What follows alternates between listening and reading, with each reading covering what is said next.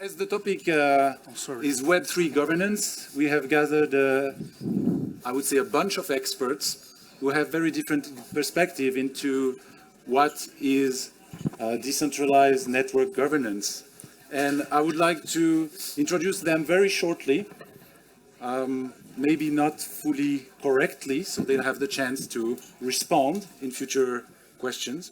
So I would start on the very left, then where we have Sandro. Sandro is the head of financial and regulated institution at Cardano Foundation.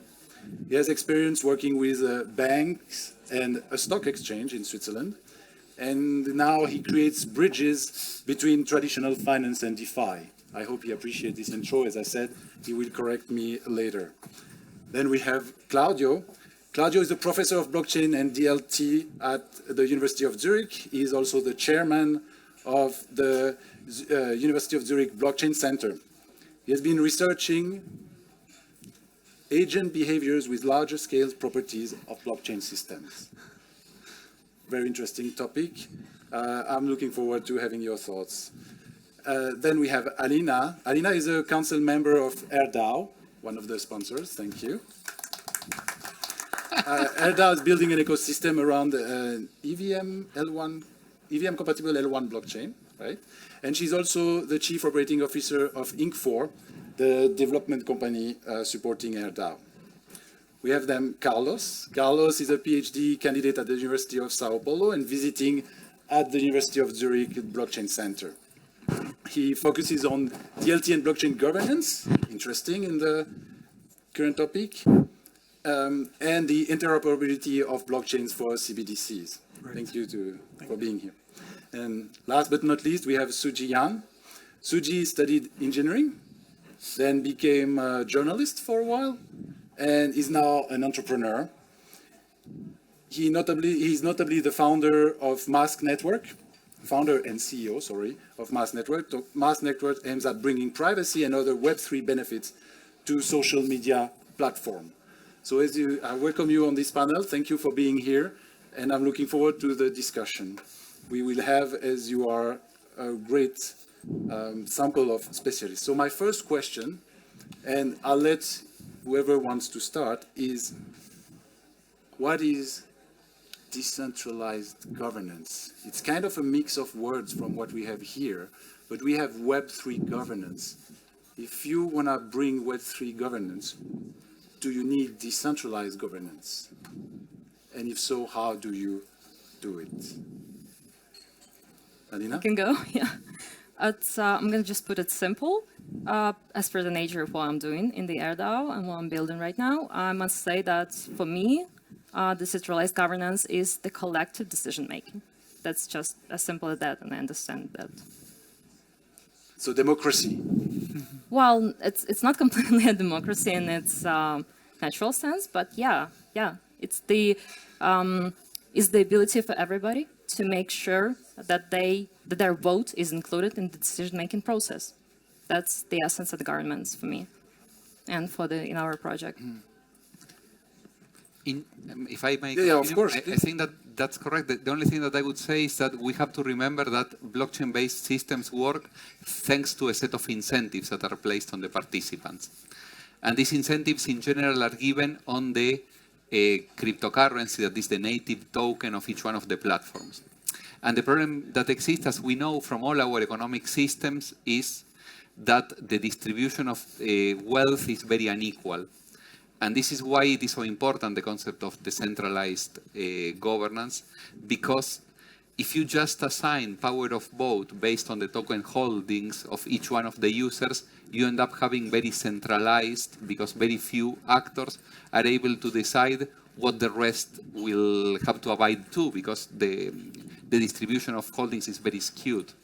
And that's why we need to think of alternative voting systems, alternative decision-making processes, in which, in systems that have anonymity, or at least have no clear notion of identity, we have to give rights for everybody to express their opinions and to have some weight, because otherwise many of them do not have any. Yes. Sorry. No, I think it's perfect, and it's driving the inclusiveness actually for anyone to participate and have a chance to actually put their vote in. And when we speak about blockchain, what the majority of the topics here is, it's obviously when we start what you said with the incentive model, the consensus. So how can you actually make sure that the consensus is decentralized to make sure that whoever actually keeps the blockchain up and running and actually provides resilience is not limited to a handful of people or institutions, but this needs to be spread across as many participants as possible. That's why when you look at decentralization indexes, like the one from Edinburgh and others, you are also working a lot on this space. This gives you a good idea about the decentralization standard of a blockchain.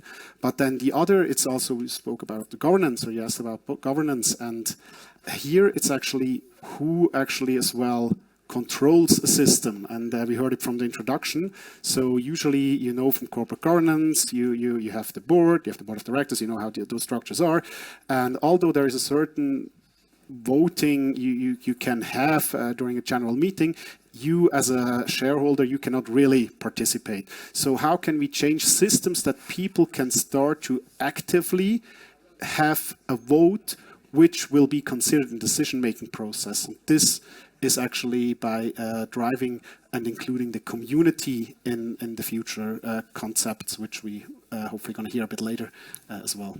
Mm-hmm. Thank you. Yeah, Yes. Okay, thank you. As they have already explained the definition, I would just add that once the system really works decentralized, it's expected that it's more resilient. Because once the decision-making process is indeed decentralized, there is no, or it's supposed to, that you don't have a single point of failure. So in a distributed decision-making systems, the decision is not concentrated like it is in a centralized protocol or manner. So it is expected to be more resilient, and there is no only one single point of failure. Makes perfect sense to me. And then the question comes, how do you achieve this, right? Because understanding that, I totally understand the point that staking or voting based on stake might not be the best system of, let's call it democracy in that case, because the wealth inequality inherent to the reward system. So what are the alternatives?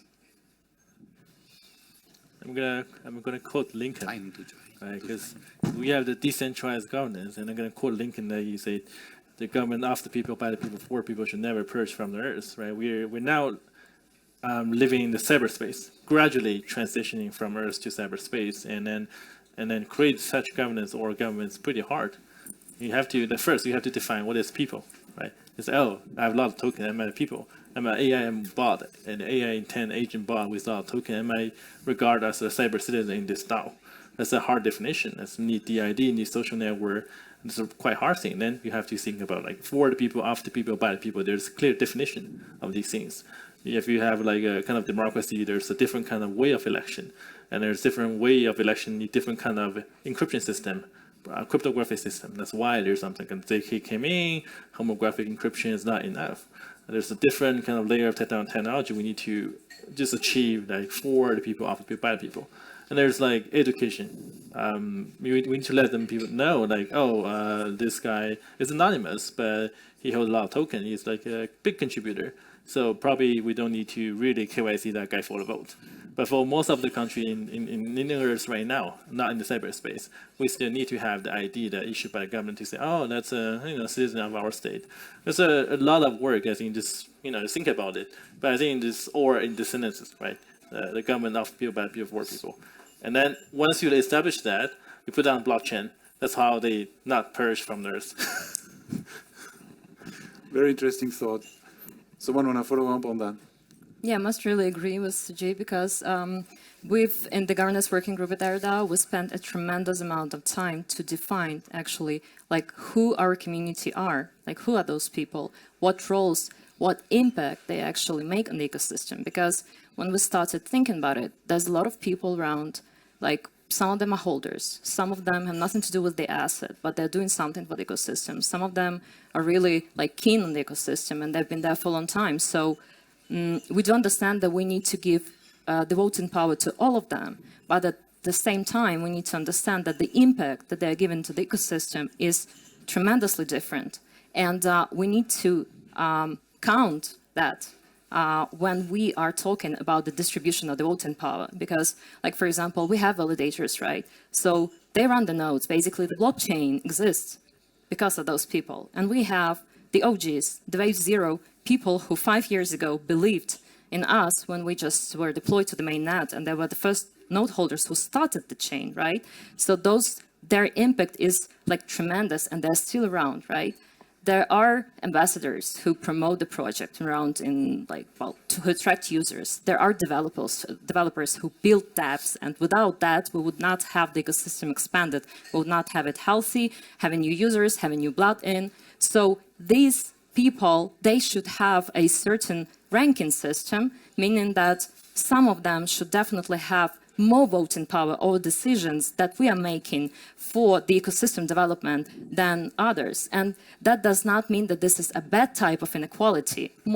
It's more of a providing the opportunity for those who spend a lot of effort and time and know things within this specific ecosystem to make sure that their decision actually can impact.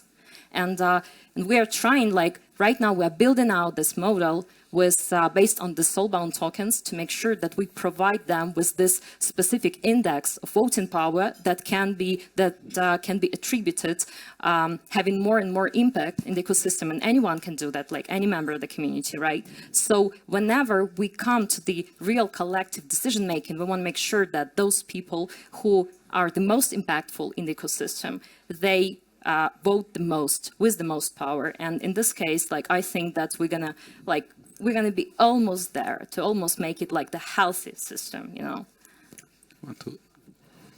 So the only thing that I would like to add is, at the end of the day, the notions that were described here go exactly in the opposite direction of the original way in which blockchains were created. Blockchains were created originally trying to keep anonymity as a stronghold of the system. And at the end of the day, if you want to have governance, this has an issue, that this was what she was describing. How is it that you do not have people that control a lot of assets and just duplicate or multiply their own identities or pseudo-identities in order to have more voting power?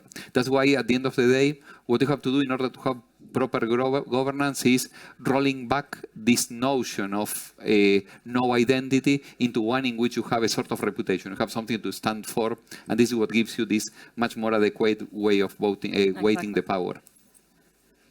I like your statement. So basically, we are going against the original functioning of the blockchain, and that does it mean that maybe, I don't want to get too far away from the topic here, but does it mean that maybe the decentralized system that we want, or the decentralized governance we want, would be better adapted to something else than blockchain? No, I think that it is adapted to blockchain. I think that we cannot have everything at the same time, unfortunately. So we learn this the older we get. I'm reassured. So it is still adapted to blockchain, but the question is always a question of balance. Exactly. Right. Yeah. Between the centralization and the different aspects of privacy and the kind of democratic elements. It's about the identifier as well. How can you identify that actually the person who puts in a vote is eligible and doesn't have a double counting? So you have to make sure that you have a unique identifier. Those verification systems are very exciting. Would respectively disagree that necessarily needs to be totally roll it back and do it, but onto a certain extent, I agree with Claudio. This was the spirit of okay, perfect. Great. And what I think is important to actually, how do we achieve it, how do we get there, is to know the audience, but then get them included, like what Alina was outlining when we speak about different roles, who has how much voting powers. The roles shall not be defined by Alina. Although she's the founder and she knows exactly how it should look like, that doesn't mean that she knows what's the best going forward, but there are actually the community members, the OGs, and the people, the developers who actually build by heart and deploy, those are the ones who can contribute, and those are the ones which you are speaking about, having workshops, and include them in the decision-making process, in building the structure. And this is also something what we are looking at when we speak about actually going into a new governance model with public permissionless blockchain at Cardano, where we are running workshops, we are taking the stake pool operators and various different type of community members in the decision-making process. How can the structure look like? And then giving them a chance to actually have a decision on the core parameters. As an example, we were looking, that's a bit mathematical, to change the K factor, which actually defines the saturation level of a stake pool. We can speak about it a bit later on if someone wants to learn more. I'm not going to go into detail here, but this is also something, a core parameter naturally is being changed by actually the development company or the developers of a blockchain. And we put this in the hands of the stake pool operators, that they can actually have an on-chain vote based on different options, how this saturation level should look like in the future. And on top of this, we gave each single ADA holder then, after the stake pool operators put in their vote, the chance to actually redelegate their stake depending on the votes the stake pool operators put, which is all transparent and immutable on chain. And with this, you do not take the decision by yourself, but you really decentralize it. You roll it out and include the community, which engages them as well, or is an incentive for them to engage because they decide how the future looks like. Thank you. Thank you very much for those comments. I do feel that we will reach a moment where there will be a question of whether we want to know who the users are and where we don't want to know who I shouldn't say the users, I would say the potential voters. I call them voters. We want to know who they are sometimes, and sometimes we don't want to know who they are to guarantee anonymity. So in your, for instance, I would like to start again with this Suji who is next to me. Do you want to, maybe there is not a voting system in the network you're building, but do you want to know who the users are, or is the objective of not knowing who they are? Because we're mostly doing social network and then entering in the VC world by investing, and then also some gaming things, right? I think it really depends. It's okay that people know that you're playing some game, you're like, shit posting on decentralized social network or Twitter, but people are just gonna feel uncomfortable. If we believe the decentralized world gonna as large as today's sovereign state, right? Then people are gonna feel uncomfortable that you're just tracking their voting behavior, right? We're not gonna say, hey, who you vote in the last election, right? Not really between strangers, right? Within the close friends, but it's also important to ensure that you can express freely what you want. And if you want to delegate something, there's a system, there's some like code. Make sure that this delegation is going to work. And now, very interestingly, just give you like a funny example. There's many DAOs out there. There's Gitcoin, there's Optimism, there's different chains. A lot of chains, layer 1, layer 2. They have a lot of votes. It's good, but the votes is quite decentralized. That's also good. But the place they discuss on the votes are in Discord, Twitter, and some forums. And then when AWS get down, they're just gone. And it's like, that's funny, like, it's, hey, please trust our voting system, but, like, the recall might be gone because it's still centralized. That's the problem we're facing. We're not yet to the place that, I want to know, like, really how to think about the vote, how to think about the governance. I think just like the system is partially decentralized, but there's crucial things are really centralized. It's very easy to broke, yeah. Mm-hmm. Yeah, definitely. And maybe Carlos, well, I mentioned in the intro that you were interested in CBDCs. Mm-hmm. How do you see this element of anonymity versus identification of the users? To tell you the truth, of course, I consider that using a fiat currency, even in a legal form as a CBDC, tokenized form of fiat money, it's the different context. But thinking about the Web3, we have to consider and to remind that Web3 is center-used, right? So there are some cases of some applications, some protocols that we are willing to know or to be shown, but there are some other occasions that the user don't want to be exposed, and we have to respect. So what we do expect is that some protocols have the capacity of some customization, and in other occasions we have to reveal, you know? So I completely agree with him that we have like both situations, but it depends too much on the context, on the application, and the incentives of the community overall. And so, again, I guess the question is, where is the balance, right? And in which situation we achieve one. But is there a balance possible? That's maybe the question I would like to hear some of you on, because the moment it's kind of technically possible to identify someone, it basically means it's possible. So in terms of solutions, it might seem like a spectrum, but in reality, it's kind of black or white. Either you are anonymized fully or you're not. So what are those, your perspective given on the governance aspect? Well, I think that you can still do, for example, voting inside of a zero-knowledge proof environment in which you only see the outcome without having to know exactly what happened before. Honestly speaking, unfortunately, I have to say that to me the transparent voting systems are better in general decision-making processes, because more or less of what Alina was saying at the beginning, or I don't know if it was while we were talking before the presentation or now, but you have also these decision-making people or influencers. There is a lot of voting that is carried from one person inside of the community to others. And I think that while this is a social process, the community has to understand what is happening actually, how correct the decision-making processes is taking place, and for that you need the data. And you need also an active governance mechanism that tells there is collusion by these people inside of the community. Perhaps we need to change the way in which we are making decisions. Because if you destroy the transparency, mainly in the early stages of the projects, it is something that may be damaging the project in the long run. So what I would say, if I have to make a comment there, like some platforms have been trying to strive for decentralization.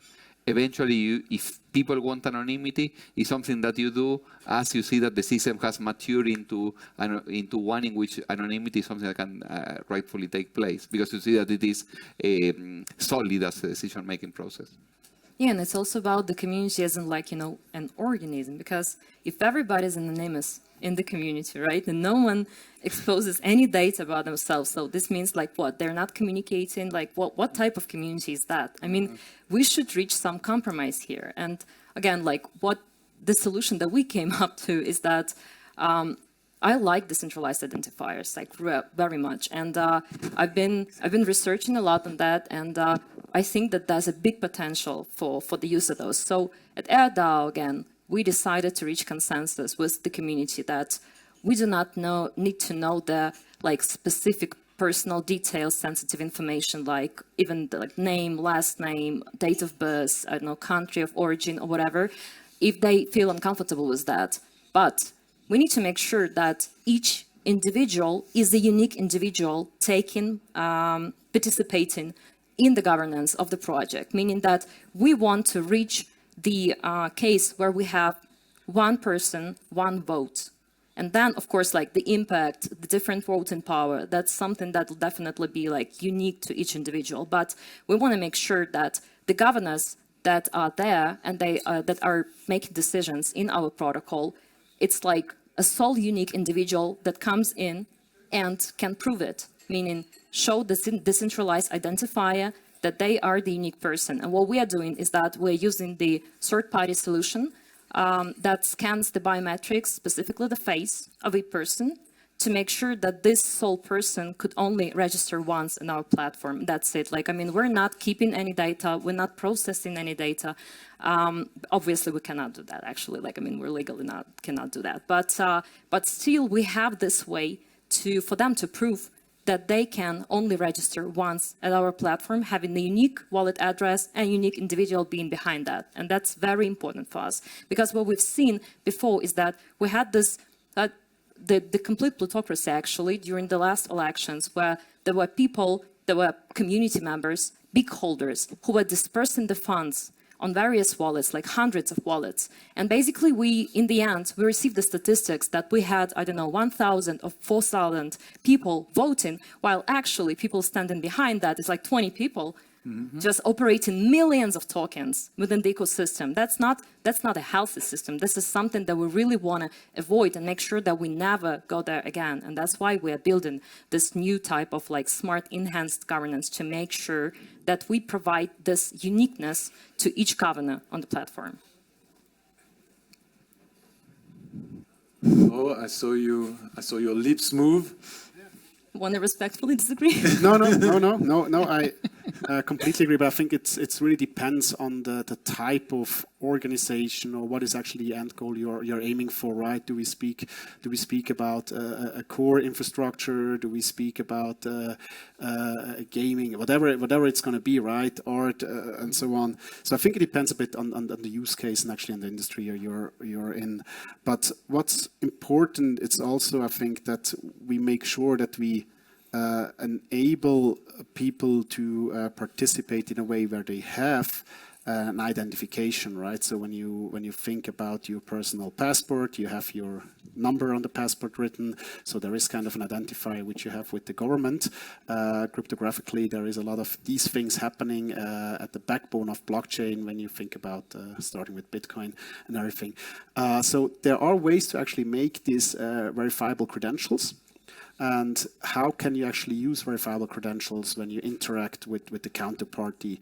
And the institutionalization or the enterprise-grade solutions become more and more critical when you actually want to onboard a government or an enterprise. So besides financial institution, I'm speaking also on the business development side with any type of institution plus governments. And we are looking at how can we use those identifiers to the people here, which are in finance as an example.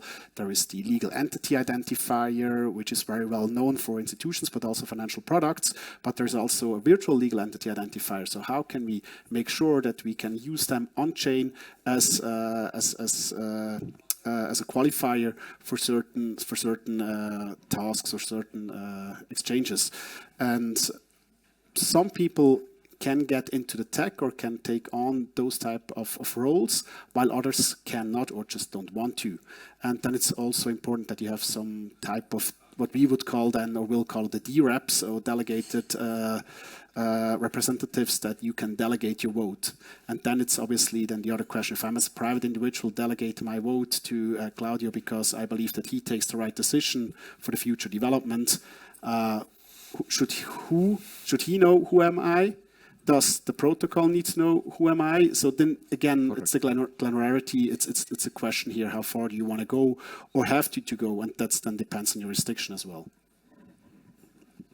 Thank you. And Suji, on your product, how far do you push these aspects of identifying people and making a one? Yeah. So we actually have several projects, including the DIDs one we call Nexstar ID, because it's like 20-30 projects issue domains .eth, .bnb, and all these like domains, and then we combine them all together with the social graph you have on Web2, like Twitter, Facebook.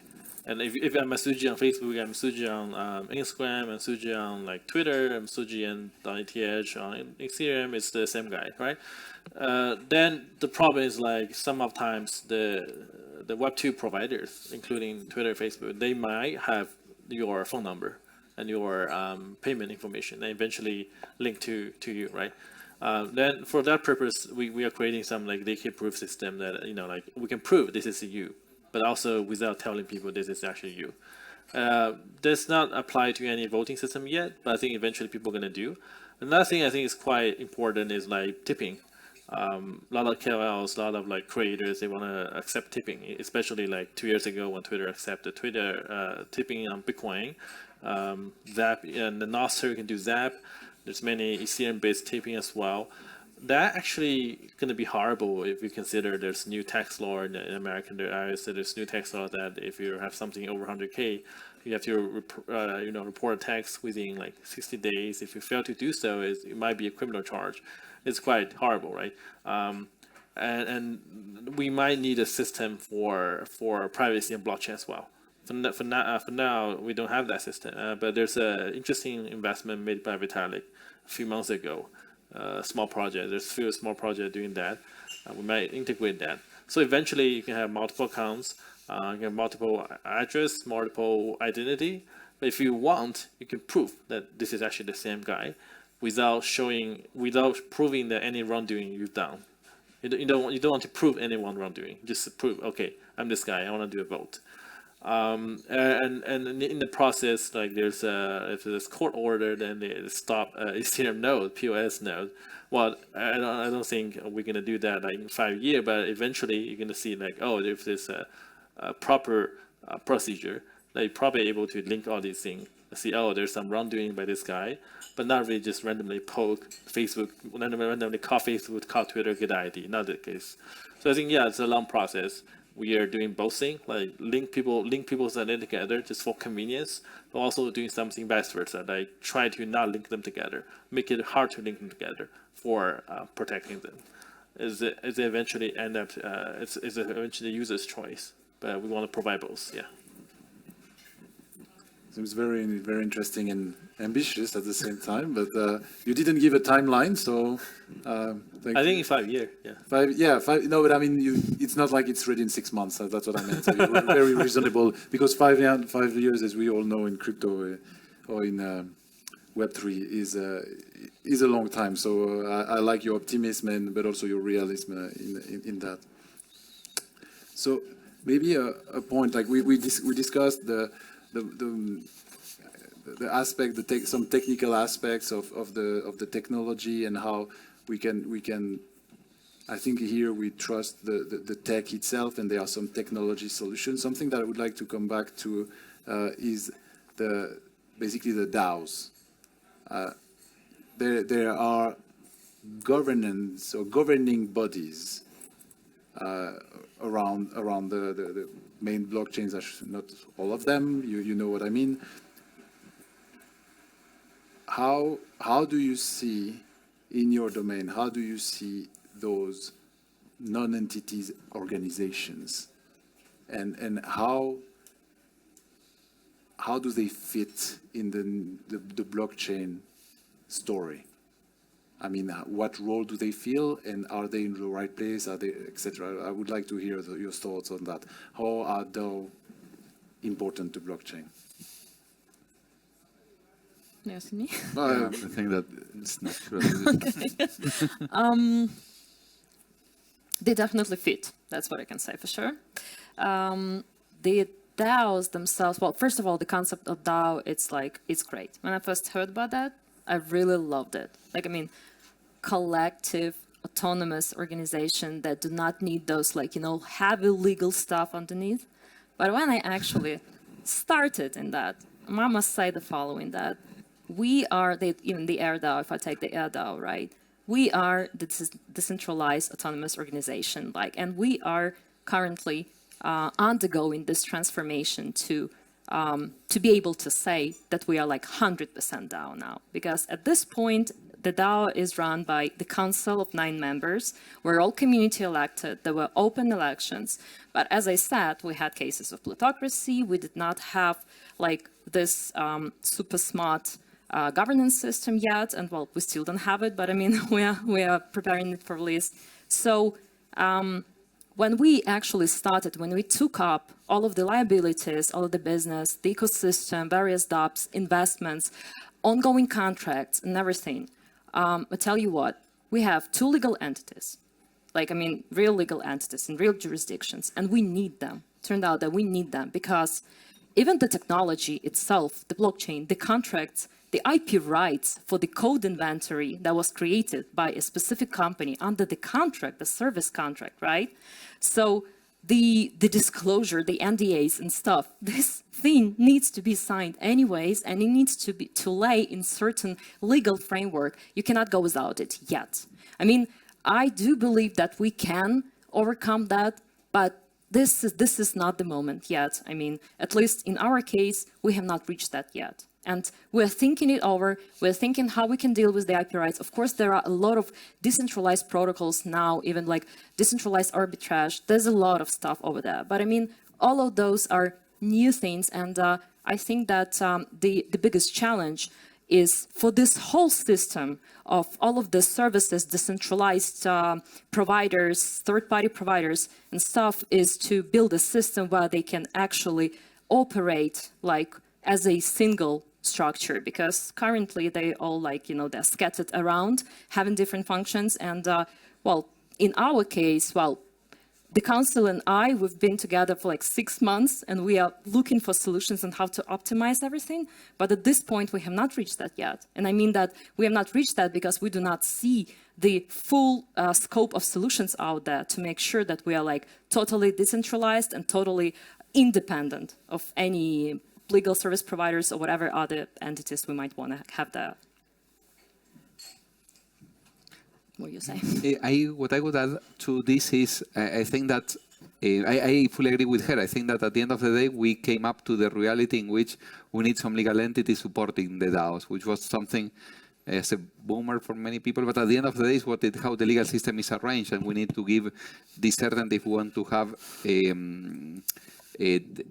basically liabilities on this entity in order to be able to manage a specific set of assets, etc. So it is how the world works. The thing that I would like to mention as well, that is the loss of focus that we have had in when talking about DAOs on the A in the acronym. Because we were started to talk once again, and it is also the spirit of this discussion, to talk about the decentralized part of the DAO. I think that the fact that DAOs are also autonomous is something that for the moment was not fully realized in any of the implementation. This is also the point that she was making. We still have a body that is making decisions, and most of it still happens off-chain. There is no... the autonomous part in the DAOs is not fully realized. I think that this is actually what bears most of the potential. I think that, okay, now we learned that the decentralized part requires that there is a legal counterparty in the off-chain world that is taking the role of this. Now, one thing that is very interesting that was still not as explored as it should have been is the automatization and the autonomicity of processes related to the organization, the centralized autonomous organization. We have an organization that is in a way decentralized. The autonomous part is very important. Is the automatization of the processes that are taking place around the organization is a fundamental aspect of how to build on top of blockchains. There is not as much as it could have been seen in terms of innovation in that area. It's important. So, just to make sure I understood properly, does it mean that we use the decentralized aspect and maybe casted votes from the community, but then basically the outcome was implemented not in an autonomous way, basically, was implemented as if it would have been in a similar way that it would have been at a corporation. Exactly. And did not just like automatically trigger the actions. Because we have to remember that the original idea of the DAOs, or at least the original vision, was let us have these smart contracts that are an organization that is living fully on a blockchain. Mm-hmm. Typical example was 7 years ago. We have this insurance. You go to the insurance, you put some information, you redeem automatically after the trip has happened with an oracle what was the outcome, you got paid or not. And all the process of insurance was contained inside of the DAO. Yeah. Okay? And all this, you see that this is a business process taking place in the organization. This business process works automatically because at the end of the day, that's why you have the blockchain, that's why you have a Turing complete language there, is to have this automatization taking place of the processes. It's not something that is fully realized. It's a huge challenge, I understand. You have a lot of problems, security, etc. It's an aspect that we still need to move on in terms of innovation. Yeah, on the regulation side, I think it's also, when we think about where we're coming from, just when you speak about corporate governance, when you think about Enron, or their Wirecard lately, isn't that far away, right, in Germany. So regulation doesn't protect bad actors. It helps us actually to prosecute them and find a way to actually try to to get some of the rights, or in this case, money or whatsoever, back. But this is something that happens in the traditional world, that happened with FTX, so they always knew kind of who they're going to go after with. If you have a DAO which is really completely autonomous and without any legislation, these type of things will be super difficult. And this is then the question, who actually is working with this construct, and what are you willing to do? It's the same thing when you speak about intermediaries in a blockchain. Do you need a centralized counterpart? You're not actually managing your digital assets, as an example. Do you want to actually take the responsibility of your seed phrase and the key and make self-custody? Maybe yes, maybe no. So if you go out to the street, majority probably doesn't want to do it. So you need to have a centralized counterparty who takes on the responsibility and gives you kind of an assurance. And all these type of things, I think, to me, comes back as beautiful as the DAO, the idea is as well. We really need to also educate the regulators and the user that we can actually apply the best possible setup, and potentially there's then a hybrid going forward, or it could be one and the other. But to get there, there is a lot of education needed from both sides to agree how we can actually deal with if the code is bad, right? If you have a DAO and the code is bad and the smart contract gets hacked, who's responsible? Yeah, exactly. Who's responsible? And about the educating the regulators, actually, very good point, can't but agree. And I had this like on practice. So when we actually got this legacy legal entities that went with the DAO that the council took, right? So I decided to change the regulators. So I went to other regulators and I'm transitioning those legal entities, and they're saying, okay, can you give me the full portfolio for the KYC for the beneficial owner of this thing? And I'm like, what beneficial owner? We're a DAO.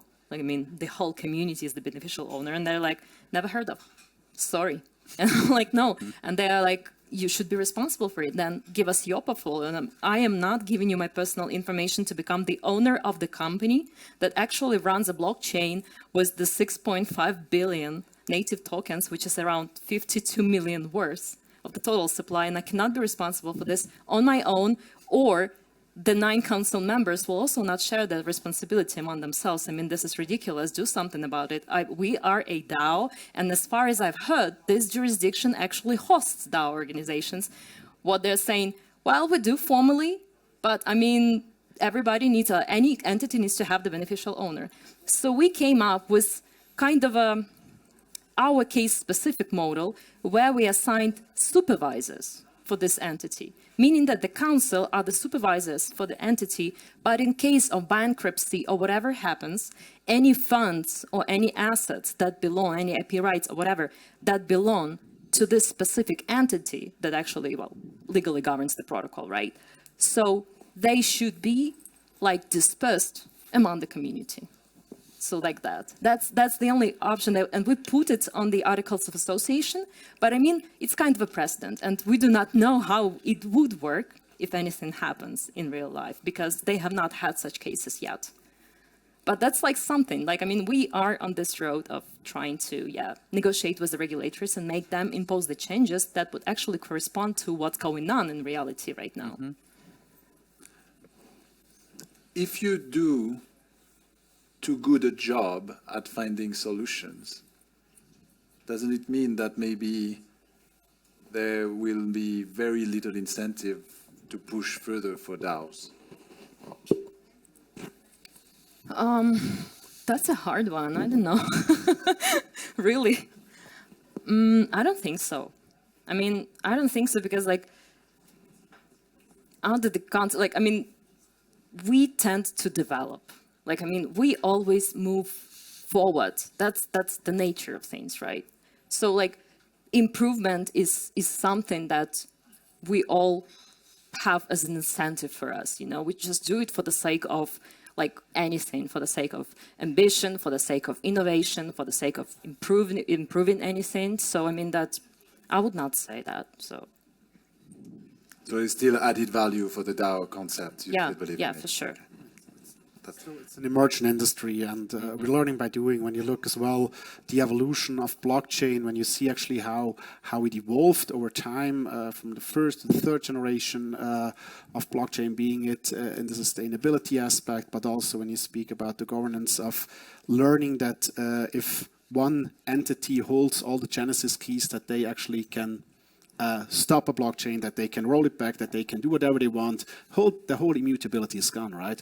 This is a learning aspect, and I think we have progressed very well over the years. There's still much more to do, obviously, but that's also where I see that, like the University of Zurich, when we have those reputable institutions doing a lot of research and really making the deep dive in the different protocols to understand how do they work and what are the potential vectors of attack or potential points of failures.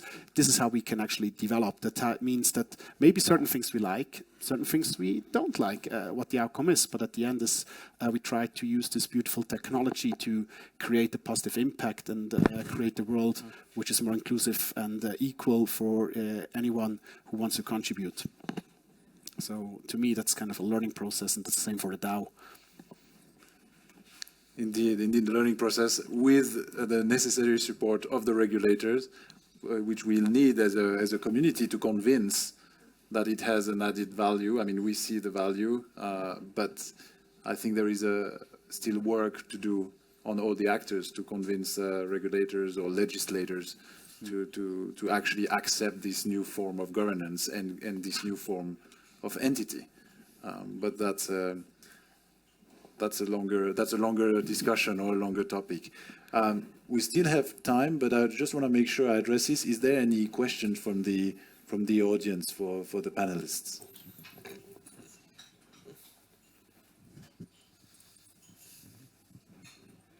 No, it seems like we're answering all the current burning questions. We're good. Fantastic. Maybe just to add what I said before on the learning, it's also one of the learnings is also that we work together, that it should be a collaborative approach.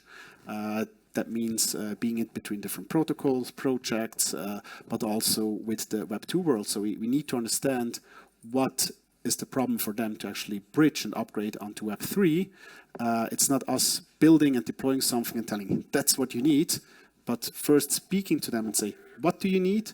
What's required? And that's the same maybe to regulator. That's why we ourselves as well, we are very much engaged. Often our CEO is often in Brussels and speaking to a lot of actually regulators and policymakers to understand what's the problem, what's the need, how can we help to create the right framework that we can operate the way we are supposed to. And in Switzerland, like we had the staking, the roundtable at FINMA, where they actually put on the first iteration of the new rules on the staking. That actually triggered so many different actors in Switzerland, from brokers, banks, foundations, from protocols, and many others. Universities. And they came together actually as an industry group and provided feedback to the FINMA to change the way they actually initially want to implement this legislation. And I think that these type of things, this is important to actually come together. Yeah, I agree, and being also in the field, especially around banking and reading those FINMA documents, we should not forget. Sorry, a little bit of flag waving, but we are very lucky in Switzerland. We are in a country where the regulator has been, I would say, listening to a certain extent to the industry and helping pushing it forward. So let's make the most of it. But I think it's important to acknowledge that when it happens. And so I don't want to drag it too long. So what I would like to do now is, this is CRYPTO2030. So we've discussed a lot of potentials, some problems, some thinking to be done. What I would like to get from you guys is 2030, 5 and something years from now, what do you want? What do you want to be? Where do you want us to be in terms of the topic, basically, the trust in decentralized network? It's a short answer. We have 10 minutes. I can see it on the counter, so you can divide it if you want 2 minutes, which is long enough. What is the world you see in decentralized network in 5.5 years from now? I think in 2030 you can do whatever you want innovatively without having a UBO, and also much more efficient than with the UBO. So no entity will need in decentralized world. No entity will need a beneficial owner in 5 years. Yeah.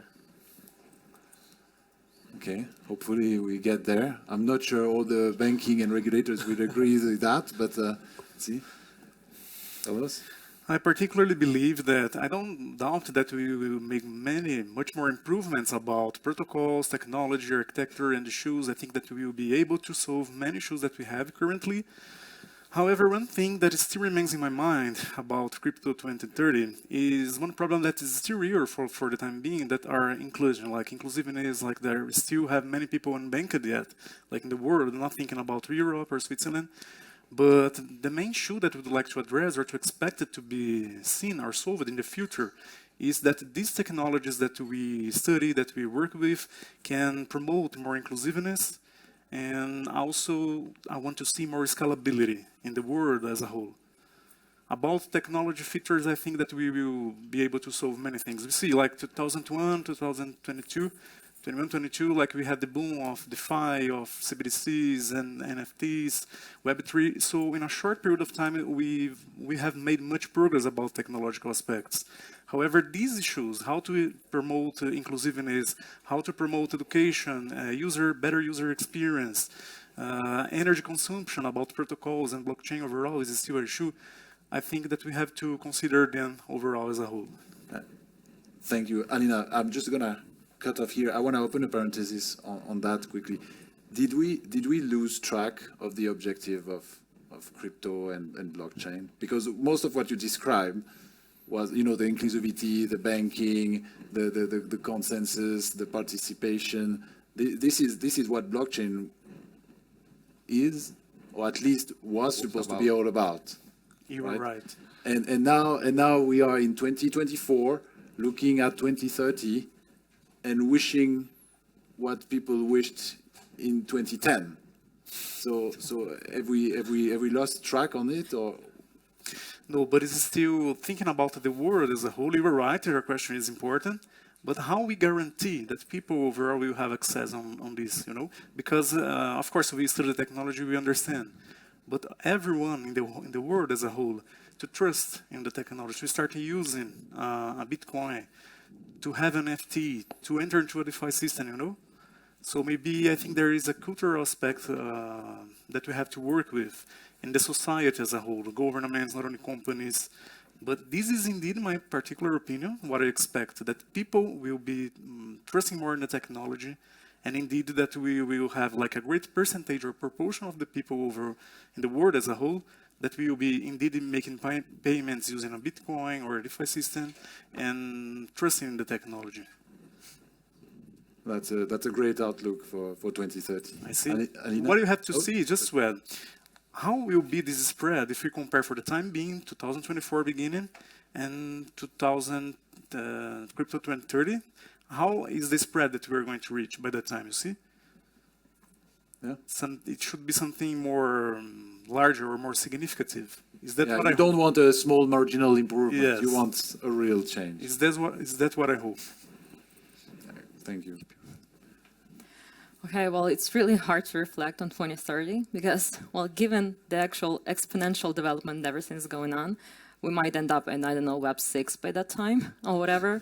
So I would not, say about the mass adoption because I trust that that's going to be there for sure by that time.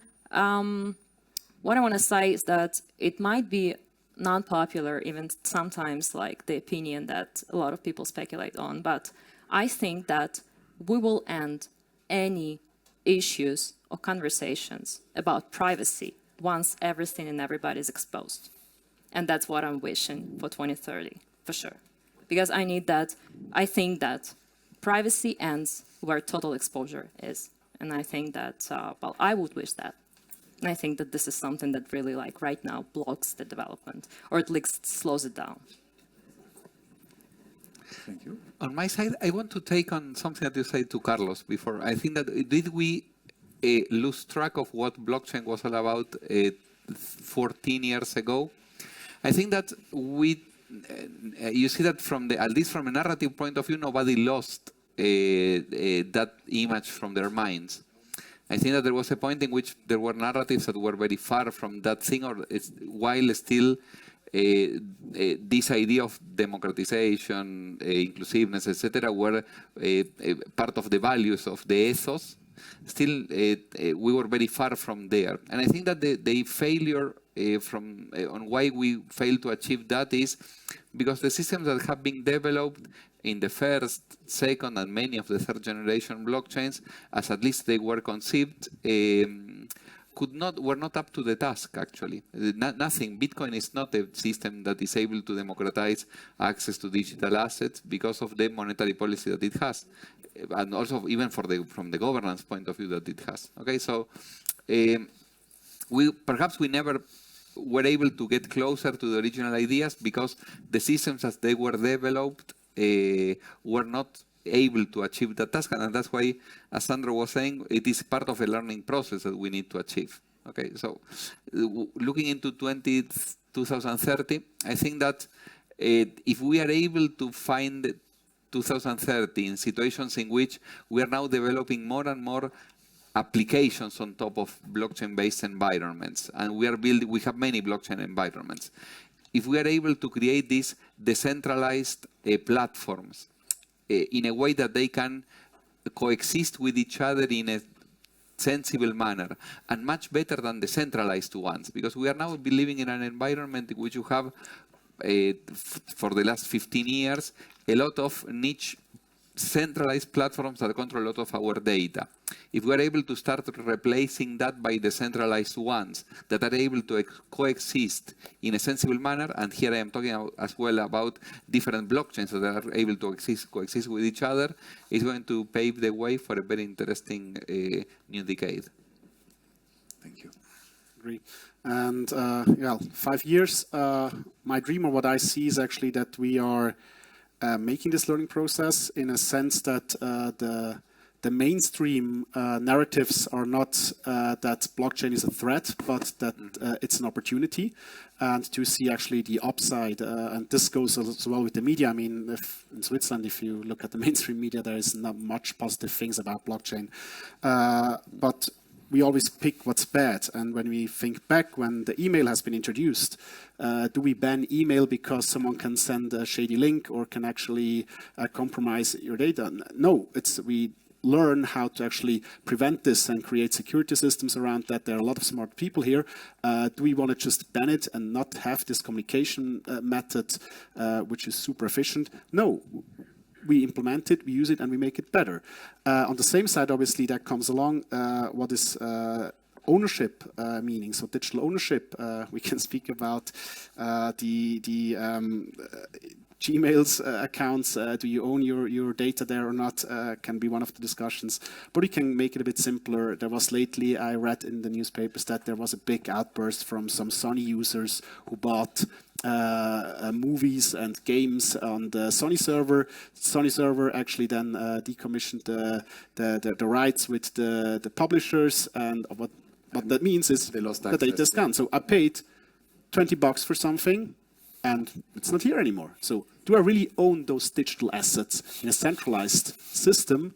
And how can you prevent this loss of what you bought in a decentralized system? And this is something which we are seeing with projects. It's a multi-chain project called Book.io, resolving this issue with books. So you have this issue with your digital books on a Kindle as an example. It's exactly the same. If it's gone, it's gone, even if you paid for it. And these type of things can be resolved with decentralized applications. So there is, I think we can go on and on, but I think this is what I see 2030 in a more positive view from the mainstream and the people seeing the technology as a benefit. Fantastic, fantastic. Thank you very much for your thoughts, and really thank you to all the panelists for your expertise and sharing it with us. I have to say I'm leaving this panel with a very good feeling. On one hand, we have a lot on our how to say, a lot of work to do to make sure we disseminate this trust, to convince the regulators to accept DAOs as an actual form of entity, to make sure the inclusion, I will call it dream, the inclusion dream of blockchain becomes a reality, that the identity of people is actually being able to be proven where it matters, but maybe anonymity should stay a thing in specific context. So we'll find balance and solution on all that. So what I'm wishing for 2030 is that we find some solution. Ideally all, but I don't believe it. Let's say find some solution and continue advancing blockchain as we've been doing over the past 14 years. And 5 years is not too far, so we'll see each other very soon. Six. Yeah. You know how it is. By the time we start the project, it's basically Christmas. But thank you for that 6 years. Thank you very much. Thank you for your attention.